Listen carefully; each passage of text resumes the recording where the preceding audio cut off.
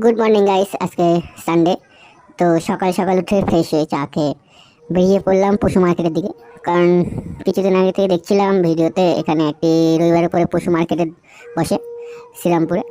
তো সেখানে সব ধরনের পশু, গাছ, এমনকি মাছ সবই পাওয়া যায়। তো প্ল্যান করলাম যে আজকে সকাল সকাল গিয়ে ঘুরে আসি, দেখি কেমন।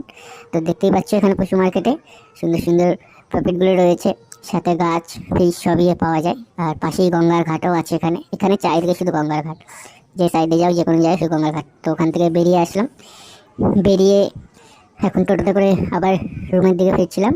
তো চলতে যাও চলতে যাও চলতে যাও, লাস্টে চলে এলাম মার্কেটে। মার্কেট থেকে কিছু বাজার করে নিলাম খাওয়ার জন্য। তো বেগুন আলু নিয়ে নিয়েছি, দেখতে পাচ্ছ। এই সাইডে পেঁয়াজ ভাজা হচ্ছে, আর এই সাইডে আলু কেটে নেওয়া হয়েছিল। তারপর বেগুনটা কেটে নিয়ে বেগুনটাও ভাজতে বসিয়ে দেওয়া হয়েছে।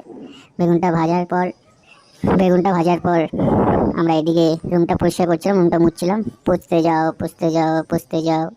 তো মুছতে মুছতে একটু গানও করে ফেললাম। ও পাবেরিয়া त्रिया दिया दिया में त्रिया दिया दिया में त्रिया दिया दिया में तर पे जिया ও পাবেরিয়া। তো ঘরটার মোছা হয়ে গেল।